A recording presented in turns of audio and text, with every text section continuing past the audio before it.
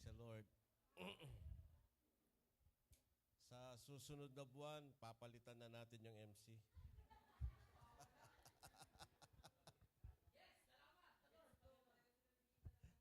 Okay. Hallelujah.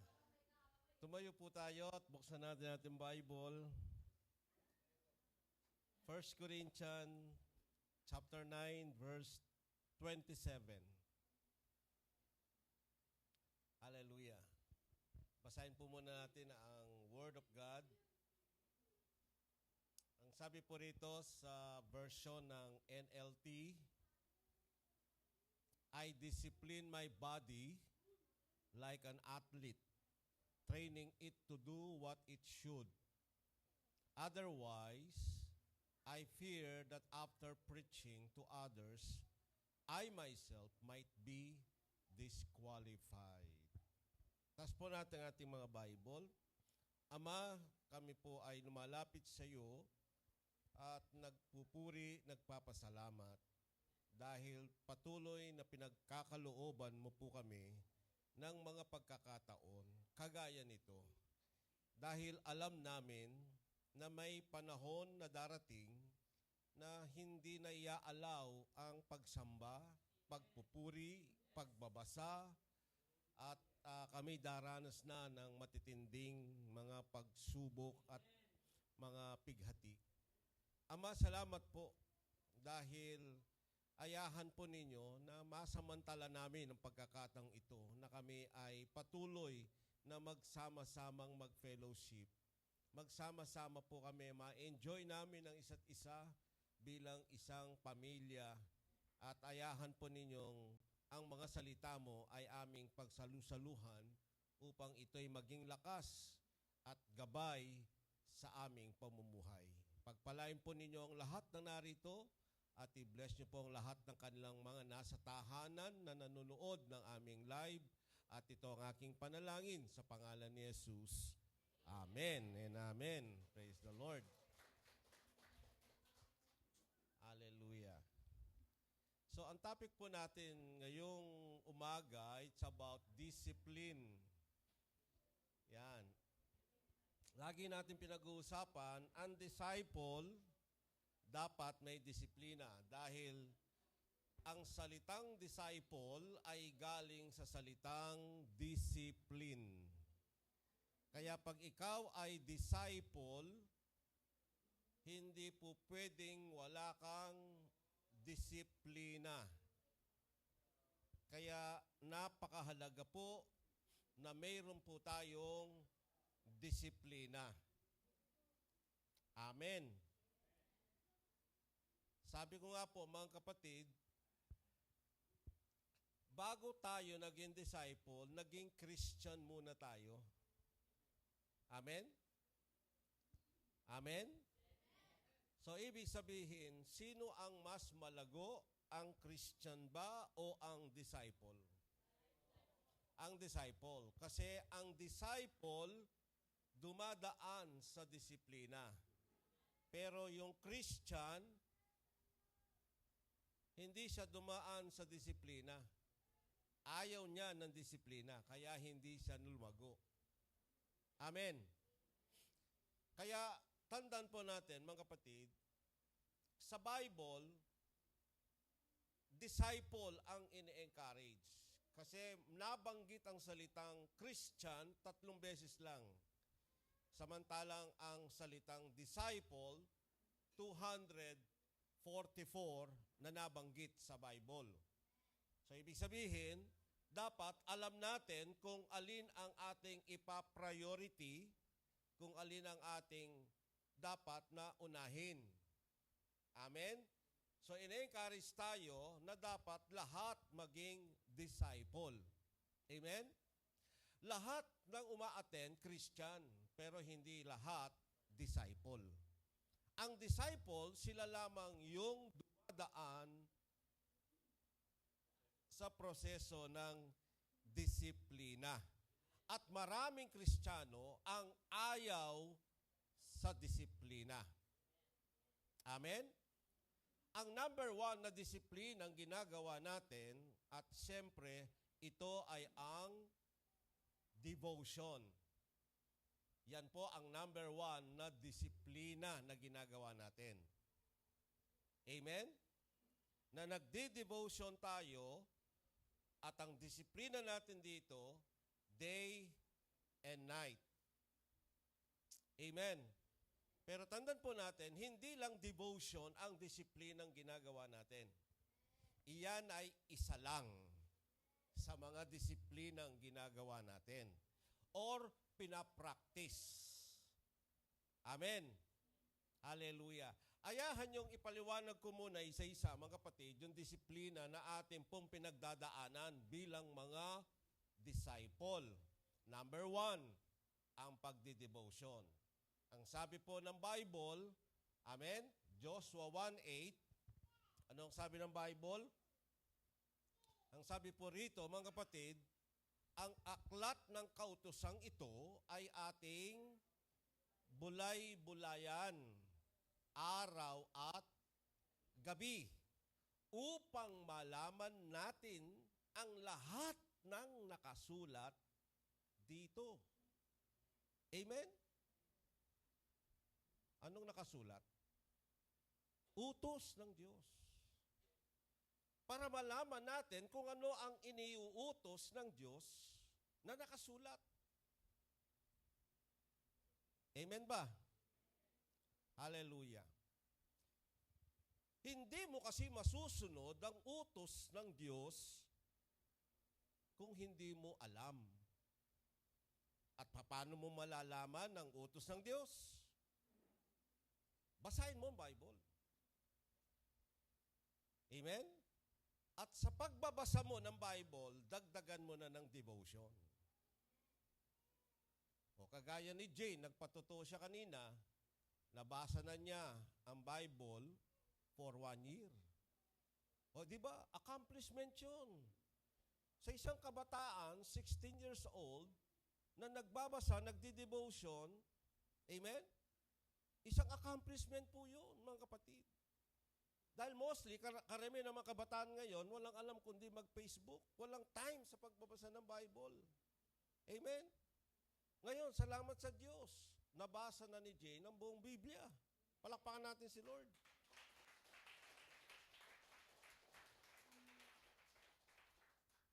Amen?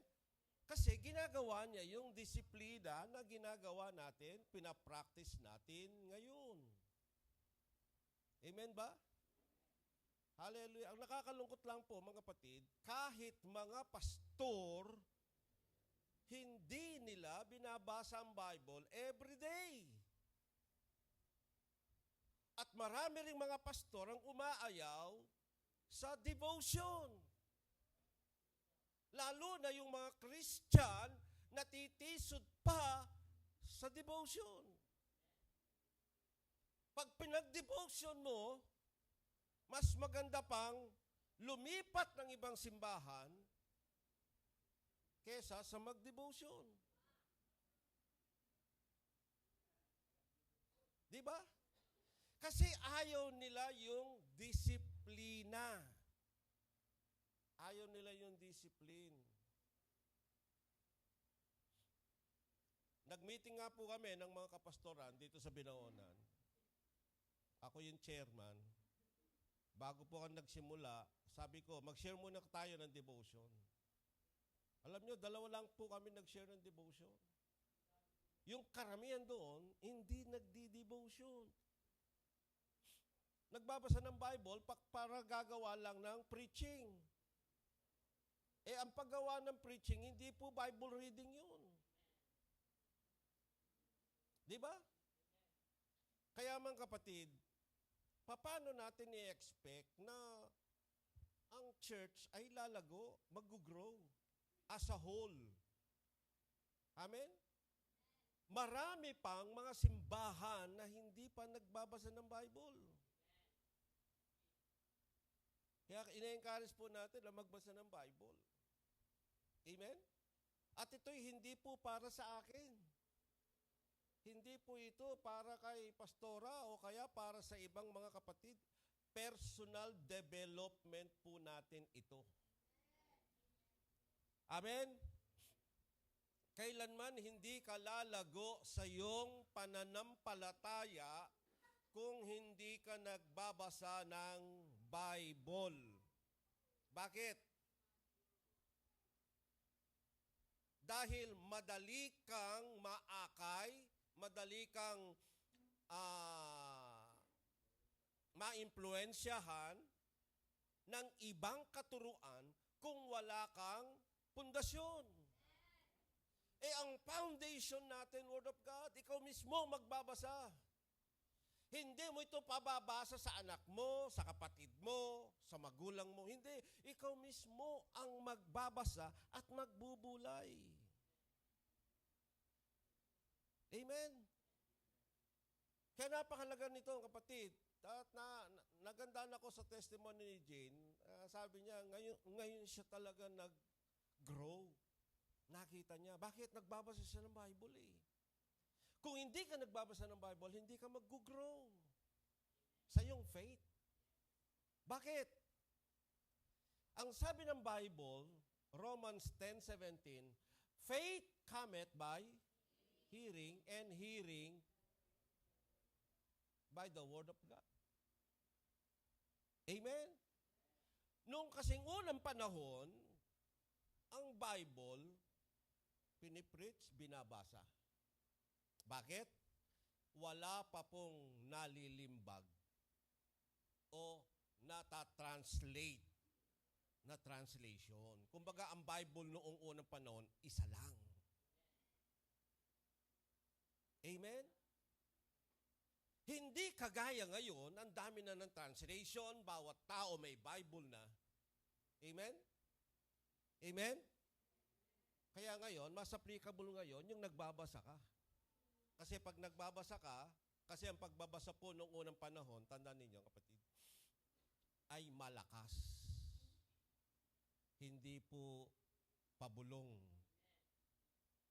Hindi po mahina. Amen? Babasahin mo ang Bible, malakas. Hindi mo binabasa sa isip mo, kundi binabasa mo sa iyong bibig. Binabasa mo at malakas. Alam niyo, nagkaroon tayo ng kwan dito, yung memory verse, memorization. Tama? Sinong nakakain ng Jollibee nun? Oo, marami. Di ba? Alam niyo kung paano yung technique na kanilang pagme-memorize? Hallelujah. Babasahin nila ang Bible from one verse through another. Amen? Yung isang verse, babasahin niya ng 100 times. Hello? Yung pangalawang verse, mababasa niya memorize niya yung isang verse. Number 1. Yung number 2 na verse, babasahin pa rin niya ng 100 times. Pero kasama yung verse 1. Kaya yung verse 1, nabasa niya ng 200 times. Yung verse 2, nabasa niya ng 100 times. Pagbasa niya ng verse 3, amen? Babasahin niya yon ng 100 times, yung verse 3. Yung verse 2, 200 times. Yung verse 1, 300 times. Sunod-sunod po yun.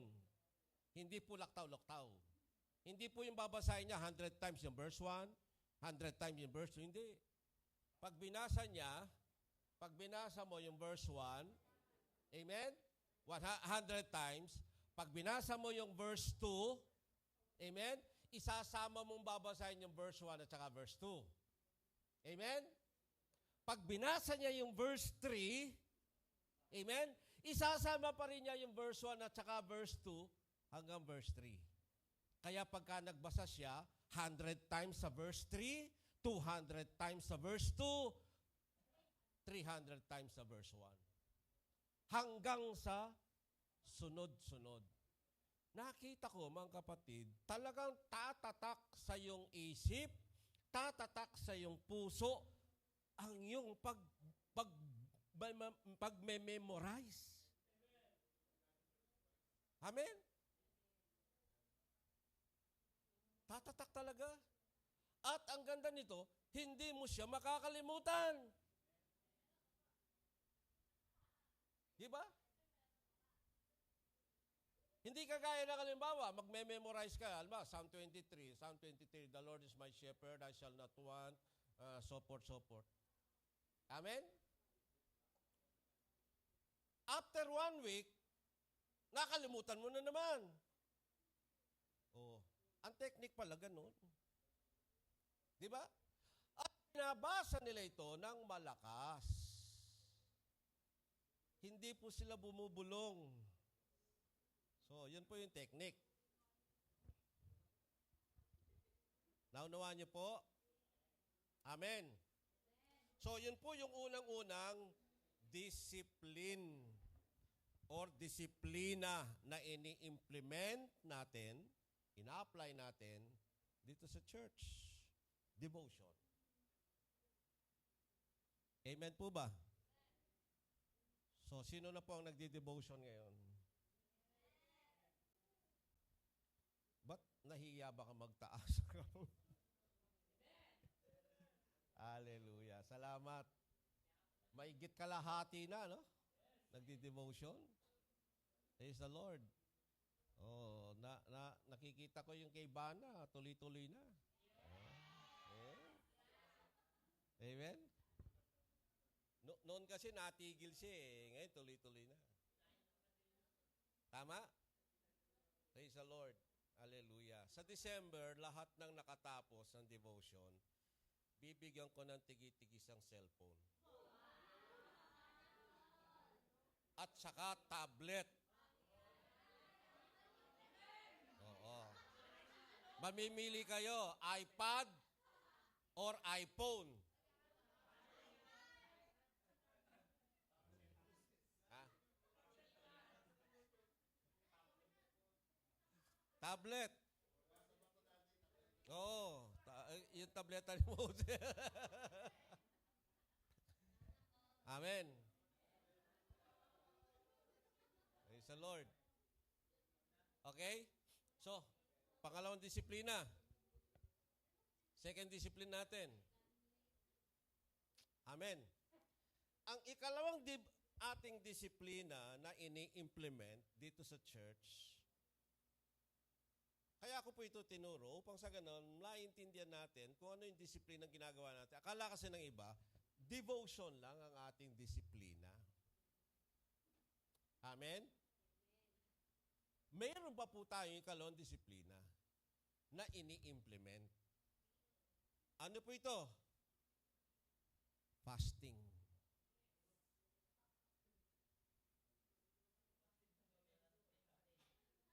Hindi po feasting. Kailan ang ating fasting? Oh, tuwing Wednesday. Oo. Hindi po, isang araw lang. At ang ini-implement po nating fasting ay water fast. Amen? Pero meron pa po tayong ibang pinagpipilian doon sa mga taong may mga dahilan o reason. Meron po tayong vegetable fast o gaya ng Daniel fast. Meron po tayong ano tawag dito? Meron po tayong iba't ibang fast na ginagawa. Okay? Halimbawa, magpa-fasting ka sa mga gadget. Oh, amen? Sa araw na ito, sa buong maghapon, hindi ako magse-cellphone, hindi ako magko-computer, hindi ako magta-tablet. Magbabasa lang ng Bible. That is a fast. Amen. Okay. Pero most of the time, ang ating ginagawa ay fasting. Amen? Hindi tayo kumakain, tubig lang ang ating ginagawa. Amen. Alam niyo ba ang fasting ay napakalaki ng pakinabang sa atin? Hello? Alam niyo ba ang fasting ay nakakatalino? Amen? Kaya Kaya kung kayo, mga estudyante, mayroon kayong exam, amen? Ang ina-advise ko po, mga kapatid, before ng exam ninyo, mag-fasting kayo. Kasi yung katawan natin, pagka hindi ka kumakain, mayroon pong kinakain yung ating sistema na naglalabas yung sistema natin ng pagkain ng ating katawan. Kaya kung minsan nararanasan nating nahihilo tayo kasi naglalabas yung katawan natin ng pagkain. Halimbawa, yung carbohydrates, kumakain tayo ng carbohydrates, hindi ka kumain, yung katawan mo maglalabas yan ng carbohydrates. Kaya kung minsan nararanasan natin masakit ang ulo, nahihilo. Amen? Kasi yung katawan natin, gumagawa siya ng paraan para yung ating sistema makakain. Kahit hindi ka kumakain. Yun po yung ginagawa niya. Kaya nakakatulong ito kasi na-exercise yung ating katawan. Amen? Praise the Lord. At yung ating pong memorya nagiging malinaw dahil nagpa-fasting tayo. Nagiging malinaw. At tandaan po nyo, kapatid, walang namamatay sa fasting. Pero maraming namamatay sa kain. Amen. Kain ka ng kain. Oh. Di ba? Pero sa fasting, wala pa pong namatay sa fasting. Gaya ng sinasabi ng iba. Subukan po ninyo. Halimbawa, sino ba niyo nagkasakit na sa inyo? Na-hospital. Oh. Di ba? Nung ako po yung na-hospital, pinasting po nila ako eh. Oh. Nag-fasting po ako. Kaya advice ko sa inyo, kung sakali mang nag-e-exam kayo, yun pong gawin nyo. Para sa ganon, lahat ng pinag-aaralan ninyo, maliban dun sa i-remind kayo ng Holy Spirit, yung fasting, malaki ang may tutulong upang maging aktibo yung ating katawan para yung ating memorya makuha yung lahat ng pinag-aaralan. Hindi yung basa ka ng basa, wala ka naman naintindihan. Kaya pagdating ng exam, bagsak. Itlog. O, di ba? Amen? Kaya subukan nyo pong mag-fasting. Hello? Kaya ito po yung ikalawang practices natin sa ating disiplina. Fasting. Andyan pa ba kayo? Hallelujah. Kaya ina-encourage ko po kayo tuwing Miyerkules from 6 to 5, yun ang oras ng ating fasting. Amen? Hello? Hallelujah. So sa Miyerkules na ito, sino magpa-fasting? Itaas po ang kamay. Yan. Amen? Okay. At yan po ay bahagi ng ating discipline. Amen? Praise the Lord. I-try po ninyo kahit sa araw lang. Kasi every quarter, nagkakaroon naman tayo ng 5 days fasting. At sisimulan na po natin na gagawin dito sa church. Kailan ba ang, nasa second quarter na ba tayo? Third? Sa July. So sa July, meron po tayong fasting na 5 days. Yan. Disiplina po kasi yan. Amen? At yan ay napakahalaga. Bahagi yan ng ating disiplina bilang mga disipulo. Amen. Itinuro po ni Jesus yan. Sabi po ni Jesus, Sa Matthew chapter 6, verse 16, ito sabi ni Jesus. Matthew 6, verse 16. Ito sabi ni Jesus. Hallelujah. Matthew 6. Hallelujah. Okay. Ang sabi po dito, and when you pass, si Jesus po ang nagtuturo nito. Amen? Ito po yung disiplinang ginagawa ni Jesus. May magtatanong, Pastor, paano po yung mga lagad, di nagpapas? Ano sagot ni Jesus? Kasama pa nila ako eh. Amen? Pag hindi na nila kasama, magpa-fasting na yan. Naunahan nyo? Kaya itinuro na ni Jesus yung fasting. Ano sabi rito? And when you fast, don't make it obvious. Huwag daw kayong maging obvious. Anong ibig sabihin ng obvious? Huwag kayong maging sobra, ang sabi. Huwag kayong maging obvious. Amen? As the hypocrite do. Huwag kayong masyadong magpalata gaya ng ginagawa ng mga hipokrito. Kasi ang pagpapas, amen, hindi pakitang tao. Ginagawa natin to para sa Diyos. Bakit? Kung may hinihiling ka sa Diyos, sino sa inyo rito ang may sakit sa pamilya? In-advise ko dun sa isang kapatid, may sakit yung tatay. Sabi ko, bakit di kayo mag-usap-usap kayong buong pamilya? Mag-fasting lahat kayo.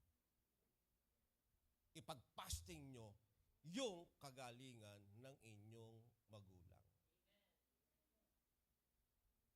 Amen? Ang kaso, hindi sila makapag-sacrifice.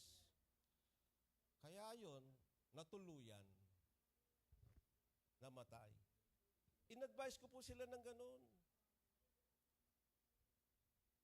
Kasi yun yung ibinigay sa akin ng Holy Spirit. I-advise ko sila ng ganun. Hindi sila nakinig. Hindi gumaling yung tatay, namatay. Amen? Pagka tayo nagpapas, lalo pat kung ang pinagpapas natin mayroong sakit at karamdaman, mga kapatid, amen? Natatanggap natin yung sagot ng ating panalangin. Amen? Kung meron tayong fast charger, merong fast delivery. Amen. Kung gusto nyong maging fast delivery o kagad-agad na matanggap ang sagot, mag-fasting kayo. Yan lang ang tanging paraan. Fasting. May hinihingi ka sa Diyos, may problema kayo, humingi ka ng trabaho, mag-fast ka. Mag-fasting ka. Amen? At makikita nyo ang resulta. Tandaan po ninyo, ang pagpapasting ay walang nagiging resultang masama. Lahat maganda. Amen ba doon? Sabi rito, huwag kayong maging gaya ng mga hipokrito, for they try to look miserable and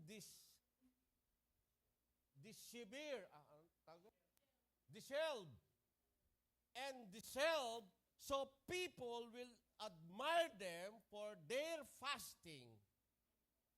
Amen? Ibig sabihin dito, kapatid, huwag daw kayong magmukhang malungkot, miserable. Amen? Dahil, yun ang ina-admire ng mga tao.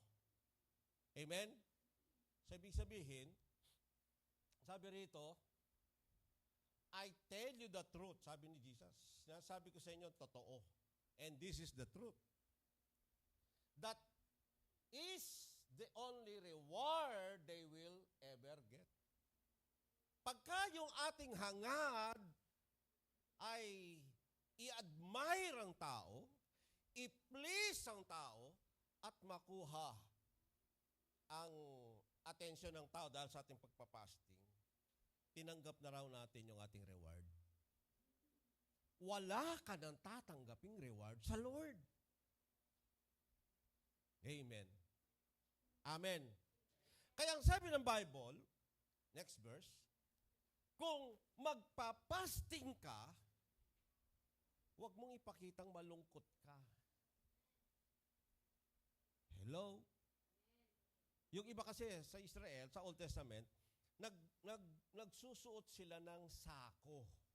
Alam niyo yung sako, yung lalagyan ng mga, hindi harina. Kopra, yan. Yung yari sa abaka. Oh, brown, yung kulay brown.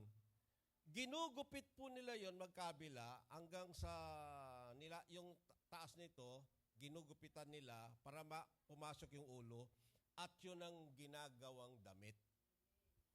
Pagkatapos, naglalagay sila ng abo sa ulo. Siyempre, walang baga.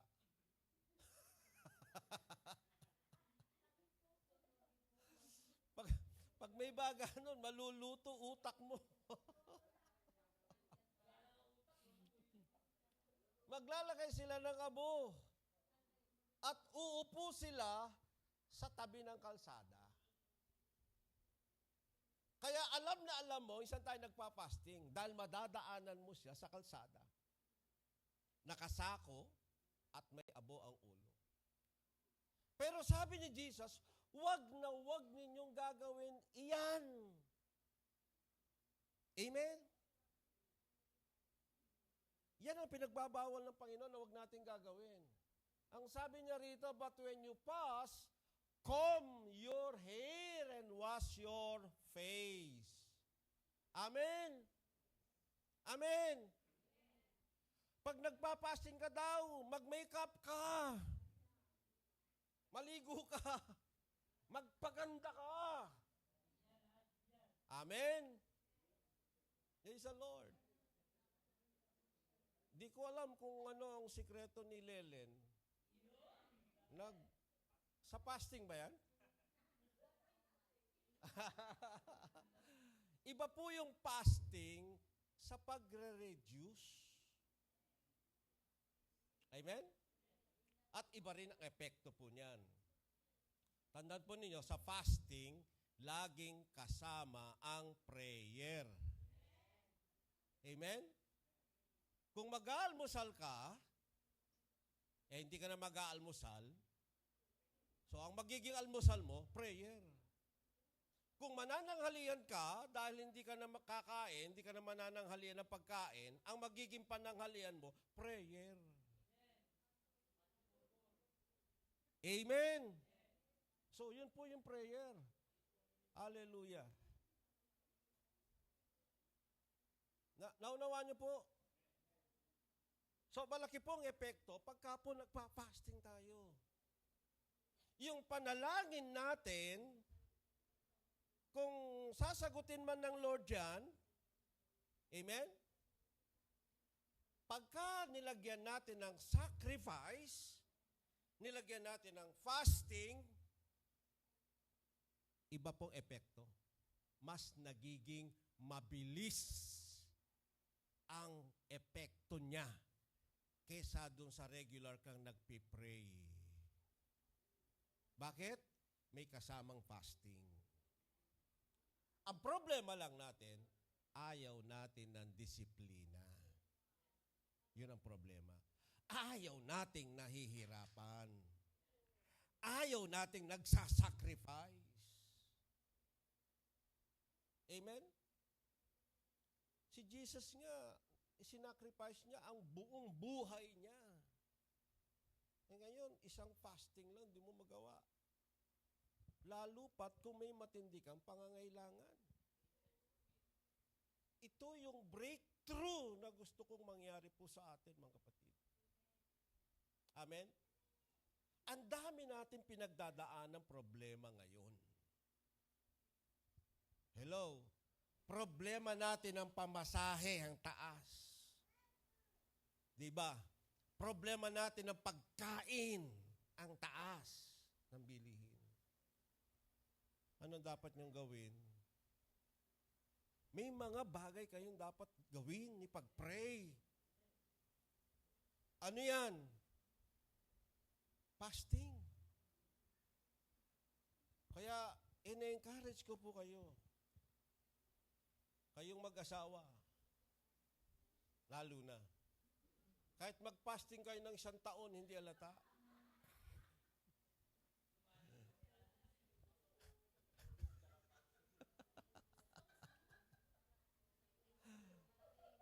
Hallelujah.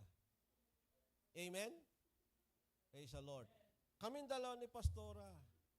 Saka kung may nararamdaman kayo sakit sa katawan ng kapatid, pati yan gagaling.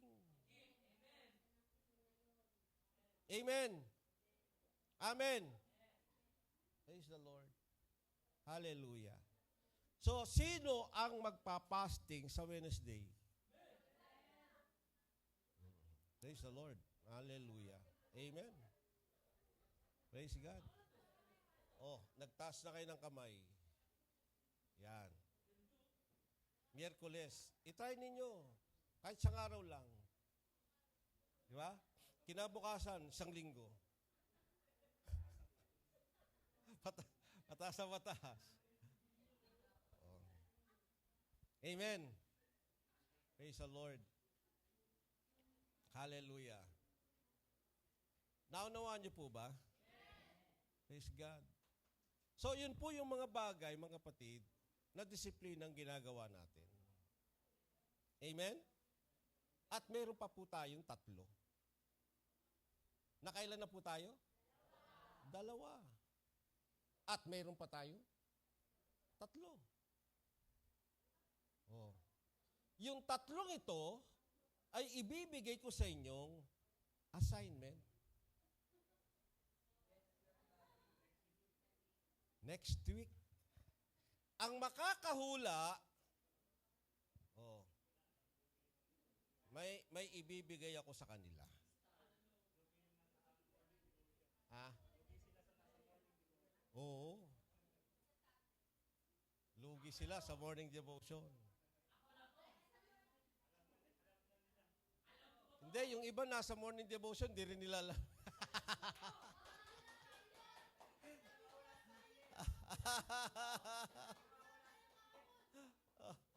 Okay. Kaya tandaan po natin mga kapatid, importanteng ginagawa natin yung daily devotion. Pangalawa, importanteng ginagawa natin yung prayer and fasting. Kung minsan, inaakala natin hindi mahalaga ang prayer and fasting. Pero ito ay bahagi ng ating disiplina na dapat nating gawin. Amen? Kung minsan napangungunahan lang tayo ng takot, akala ng iba, mamamatay ako. Wala pong namamatay sa fasting.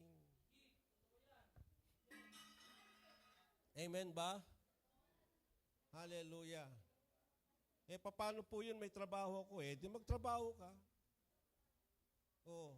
Manghihina po ako. Siguro manghihina ka konti lang. Amen? Siyempre, di ka kumain Siyempre, mararanasan mo, masakit ang ulo, nahihilo ka. Kung minsan, mararanasan mo yan. Yung iba naman, hindi. Kasi malakas yung resistensya nila. Amen? Pero that is normal. Normal po yan. Amen ba? Amen? Praise the Lord. Gusto niyo bang malaman yung 3? Next Sunday. Umattend kayo. Walang nagtatanong Kaya hindi ko rin sasagutin. Gusto niyo bang malaman? Gusto niyo malaman yung 3? Umattend kayo sa Sunday.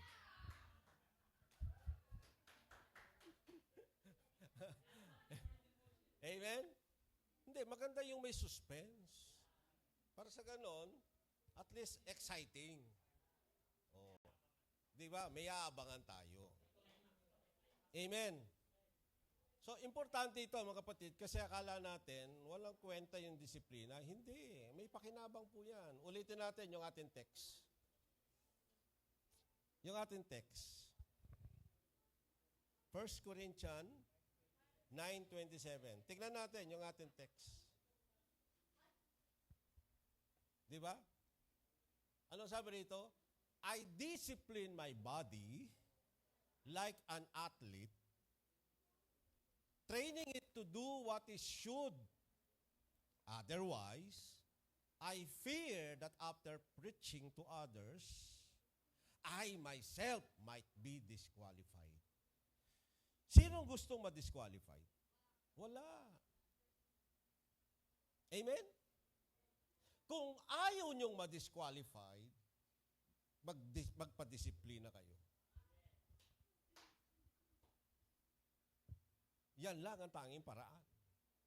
Kasi kung alisin natin ang disiplina, papasok ang disqualification.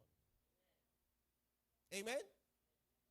Kung ipapasok natin ang disiplina, aalis ang disqualification. Mawawala. Amen. Kaya kailangan po natin ng discipline. Sa lahat ng bagay. Di ba? Hallelujah.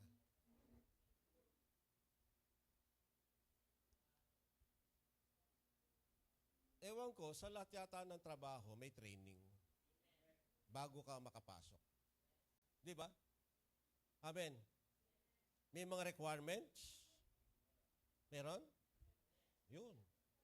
Ngayon, pag hindi mo na-meet yung requirements, disqualified ka. Di ba? Oh. Interviewin ka, pagkatapos sasabihin doon, tatawagin na lang. Nang ibig sabihin, maghihintay ka na lang sa wala. Hindi ba? Bakit? Disqualified ka. Hindi mo kasi na-meet yung requirements. Oh. Tama? Kaya ginagawa natin ng lahat ng ito, mga kapatid, para ma-meet natin yung requirements na hinihingi ng Diyos. Hello? Nuulit ko sa inyo, huwag kayong magkakamali sa bagay na ito. Ang hinihinging requirements dito, mga kapatid, yung pagsunod natin. Amen. Sabihin nga natin pagsunod. Walang kinalaman nito sa kaligtasan.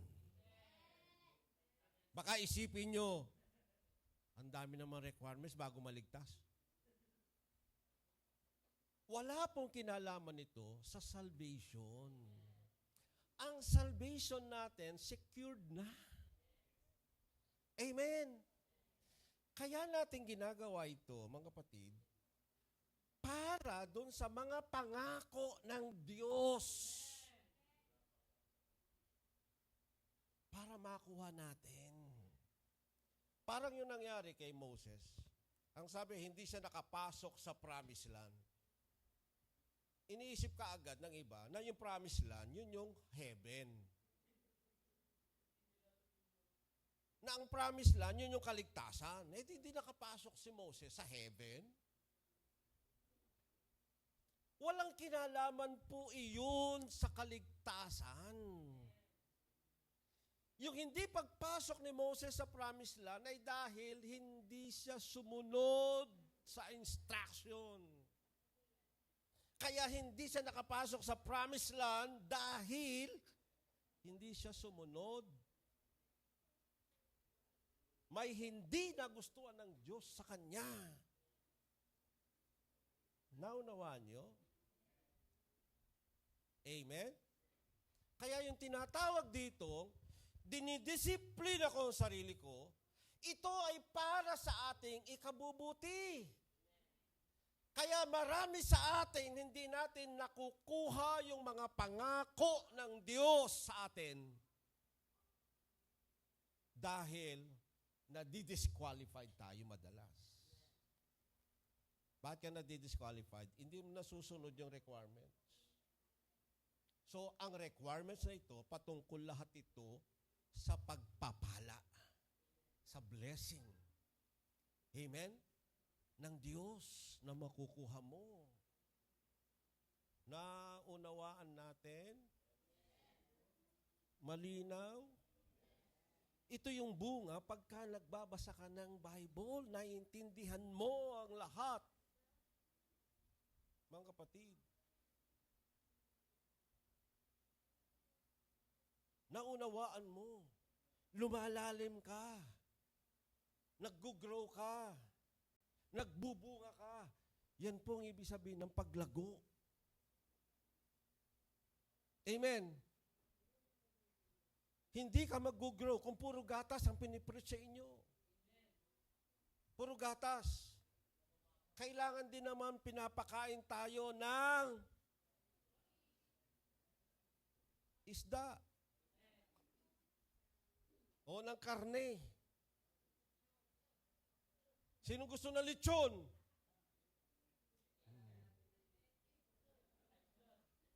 Di ba? Oh, punta daw kayo kay Ate Merlin. So, ibig sabihin dito, napakahalaga nito, mga kapatid. Amen? Huwag ninyong kalilimutan. Wala itong kinalaman sa salvation. Ang salvation natin, secure na yan by grace. Amen? Secure na yan by faith, through grace. Ay, tama ba yun? By grace, through faith. Yan. Yan ang salvation natin. At sigurado na yon. Amen? Ligtas ka.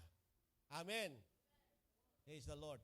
Ang ating pong hinahagad ngayon, yung mapasa atin, yung mga pangako ng Diyos. Paano natin ito kiklaim? Paano natin ito makukuha? Paano natin ito matatanggap? Maraming mananampalataya hanggang ngayon hindi pa nakakapasok sa promised land. Gaya ni Moses. Bakit? Hindi kasi sumusunod. Ano ang tema ng Bible? Obedience. Pagsunod.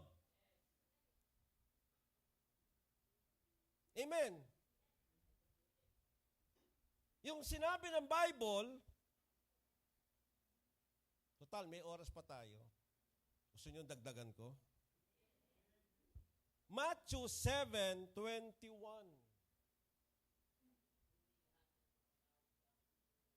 Anong sabi sa Matthew 7:21?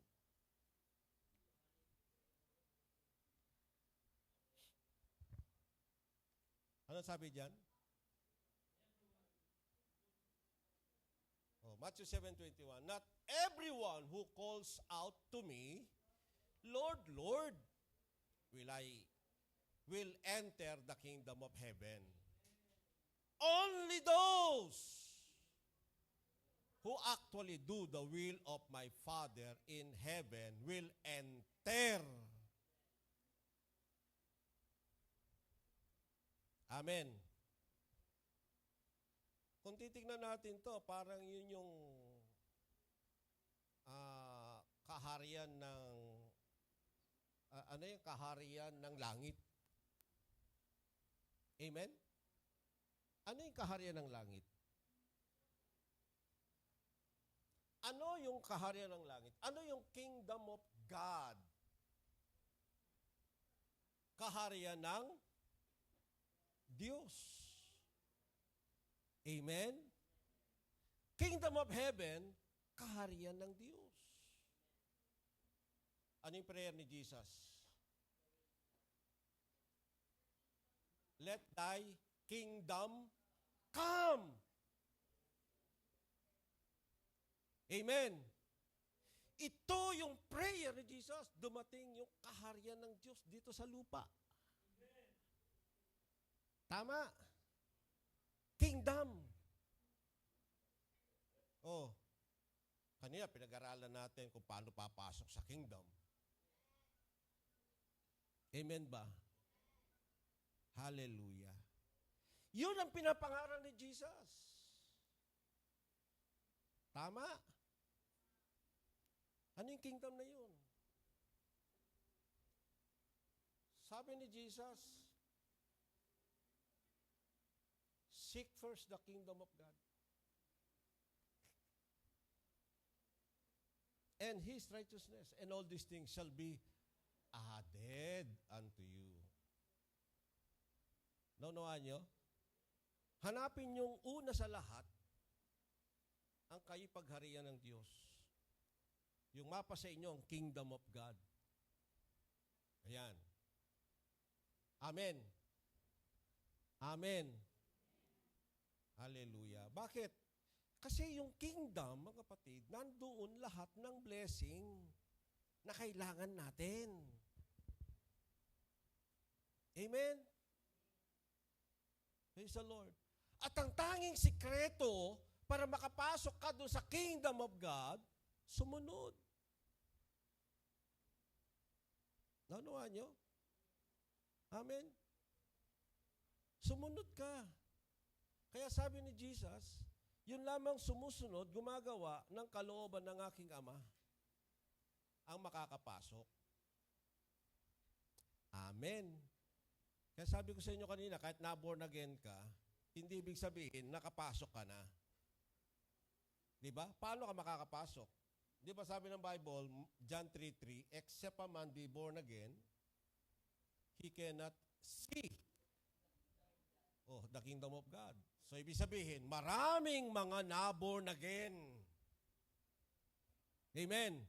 Nakikita nila ang kingdom of God. Lahat ba ng narito, nakikita nyo na ang kingdom of God? Hello? Sabi nung isa, Pastor, ang nakikita ko, krus. Ang nakikita ko, mga projector, ilaw. Asan yung kingdom? Oh, nakikita niyo ba yung kingdom? Oh, nasaan? Nasaan? Kung nakikita niyo. Nakita niyo yung nag-MC kanina? Amen? Nasa kanya ang joy. Nasa kanya ang peace. Ewan ko lang yung righteousness kung nasa kanya.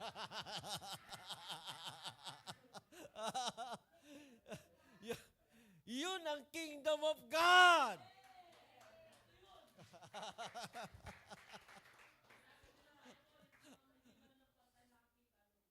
Amen?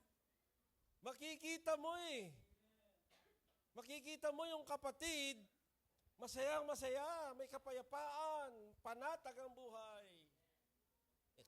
Amen? Nakikita mo yung kingdom of God sa buhay niya.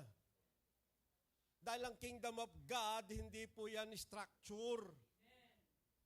Yung kingdom of God, yun po yung paghahari ng Diyos sa isang tao. Palakpakan natin ang Panginoon.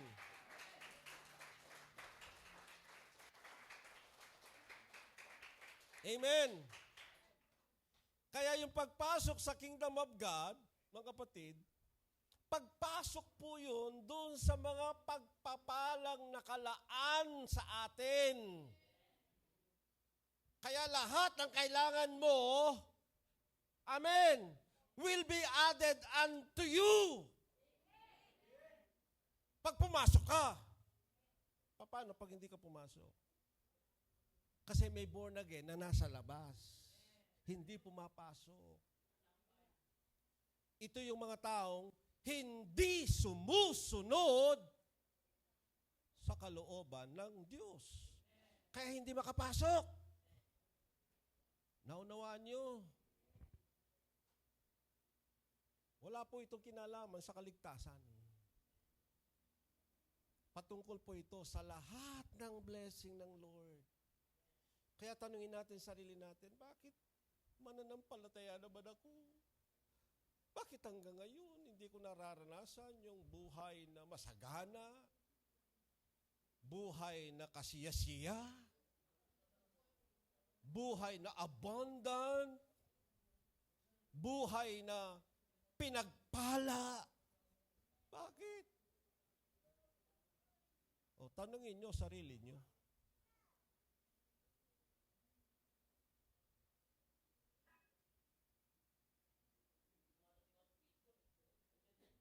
Naunawaan nyo? Itong binigay ko po sa inyong ito, medyo may pagkakarne na. Ano yung karne? Sabi ni Jane, Daddy, hindi ko natikman yung karne. Nahanap na yung karne. Oh. Naunawaan nyo? Na yung kingdom of God, yun yung solusyon ng Diyos sa mga tao para matugunan lahat ng pangangailangan natin. Amen? At yung mga taong hindi sumusunod sa kalooban ng Diyos, hindi sila makakapasok sa kingdom of God. Hindi po langit yun. Dito pa lang po yan sa lupa. Kingdom of God. Amen? Kaya't ang hinahanap ng Diyos, yung pagsunod. Handa ka ba sumunod? Pag sumunod ka para gawin ang kalooban ng Diyos, then makakapasok ka sa kaharian ng Diyos at lahat ng kailangan mo, ibibigay ng Diyos. Mararanasan mo lahat ng pangako ng Diyos.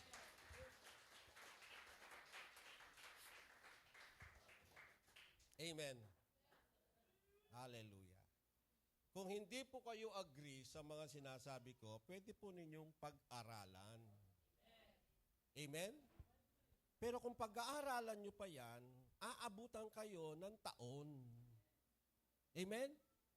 So, mas maganda pa, i-apply nyo na lang. Naunawaan nyo? Oh. Gawin nyo na lang. Sumunod ka na lang. Kasi ang daming tao. Magsuri ka. Magsuri ka. Pambihira, ilang taong ka nang nagsusuri hanggang ngayon, nagsusuri ka pa rin. Hindi ka na natapos sa pagsusuri. Hanggang ngayon, sorry ka pa rin ang sorry.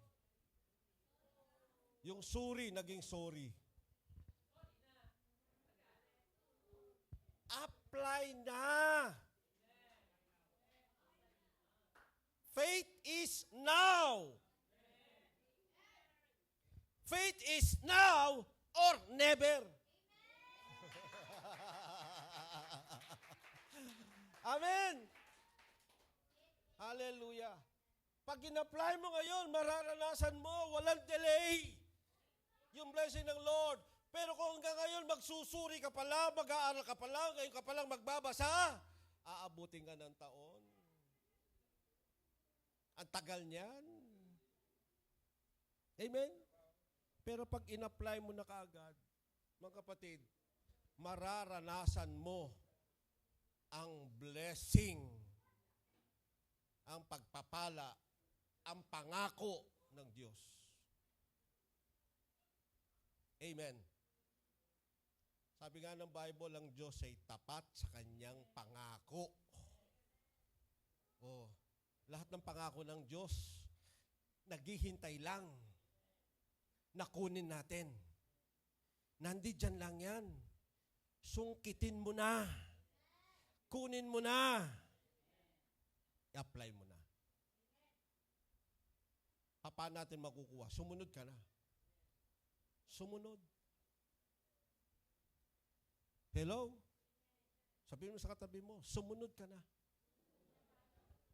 Huwag ka nang magpatumpik-tumpik pa. O, dinidelay mo lang ang blessing ng Lord. Amen? Yan, sina Faith, nagsisimula pa sila sa kanilang buhay pamilya. Oh, sumunod ka na. Huwag niyong idadahilan, wala kayong pamasahe. Amen? Sasabihin ni Rico, Daddy, kahit maglalakad ako from Project 4.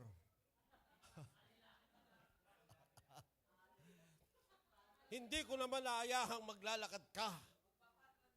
Bibigyan kita ng pamasahe. Oh. Oh.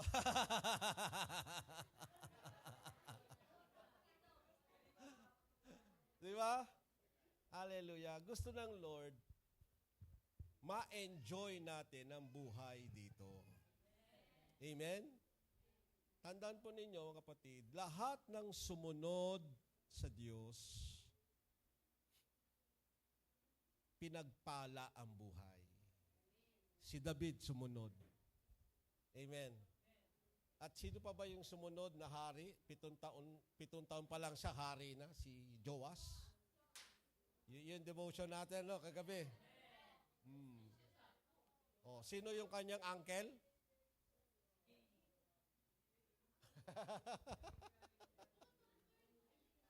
Sino yung uncle ni Joas? May mga naging bisita tayo kahapon, Joas, ay nung nakaraang linggo, Joas din yung pangalan. No? Joas. So doon galing yon. Yung si Joas, siya yung nagpagawa ng kahon para sa offering. Di ba? Amen. Para i-repair ang church. Oh. Amen? Praise God. Kaya tandaan po natin, mga kapatid, dito, lahat ng ginagawa natin naayon sa banal na kasulatan. Pwede niyong tignan at pwede niyong basahin. Amen? Okay. So, praise the Lord. So, meron tayong 3 assignment. Ano yung 3 assignment natin? Yung natitirang 3 disiplina. Okay? Kung sino makakapagbigay ng accurate, meron siyang prize. Yan. Advantage dyan yung mga umate ng devotion.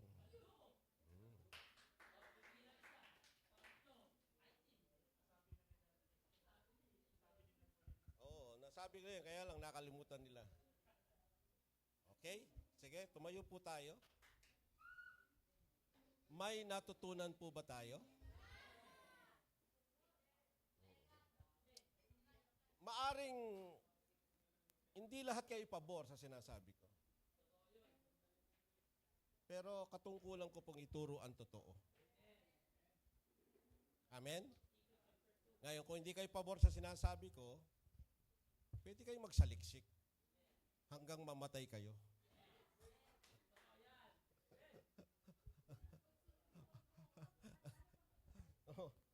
Magsuri kayo hanggang mamatay kayo. Oh. Pero dito, ina-apply na. Sige, palakpakan natin si Lord. Hallelujah. Okay? Taas po natin ating mga Bible. Meron tayong kuwan ngayon, ano, Pastora? Session 6. Ikaw magtuturo. Siguro sa next year. Ngayon. Ready ka ba? O sige, yung lahat po ng mga disciple, amen? At gustong maging disciple, magtuturo po si Pastora ng session 6 ngayon. So, may iwan po muna kayo. Okay? Amen? Yung mga Christian, umuwi na kayo. Siyempre, ano pa gagawin nyo rito? Ano? Pero yung mga gustong maging disciple at gustong matuto pa, mamaya pagkatapos ng service, may session po kami, session 6, sumama kayo. Okay? may ituturo si Pastora about financial management. Tuturuan tayong mag-budget. Budgeting po ito. Si Pastora po magtuturo kasi accountant po siya. Ako, engineer. Ay, hindi. Hindi. Siya po kasi accountant. Kaya alam niya kung paano ang pagkakasunod-sunod. Di ba? Amen? So, ito po yung mga ilang pamamaraan upang sa ganon tayo makasunod dun sa disiplina, maging maayos ang lahat, para sa ganon, maranasan natin yung masaganang buhay. Amen? Gusto ng Lord, maging masaya po tayong lahat. Yan. Taas po natin ating mga Bible. Ama, salamat po sa mga itinuro mo sa amin ngayong umaga. I-bless niyo po ang bawat isa. Uuwi po kami na may dalang baon at may gagawin po kami sa aming tahanan para ito ay mag-grow at ito ay patuloy na yung pagpalain. Tulungan mo po kami makasunod sa lahat ng mga ipinag-uutos po ninyo sa mga requirements upang hindi kami ma-disqualified sa lahat ng aming ina-applyan upang kami makapasok sa iyong kingdom of God. Salamat po aming Ama at pagpalain po ninyo ang bawat isa sa amin at nawa ay patuloy, Ama, ang bendisyon, pagpapala at patuloy na kasaganaan ng nais ko po na ideklara sa bawat isa na ito ang mangyari, ito ang kanilang maranasan, ito ang kanilang maging patotoo na walang naghihirap, walang nagdarahop, at walang nagiging hampas lupa, kundi ang lahat, Ama, ay yung inaangat ang buhay, pinagpapala mo, at patuloy ng lahat ng desire ng puso ng iyong mga anak, ibinibigay mo dahil sumusunod kami sa iyo, Ama. Salamat po ng marami. Kaya minsan pa, Ama, ang lahat ng ito ay binabalik namin sa iyo ang lahat ng papuri sa pangalan ni Jesus. Amen and amen.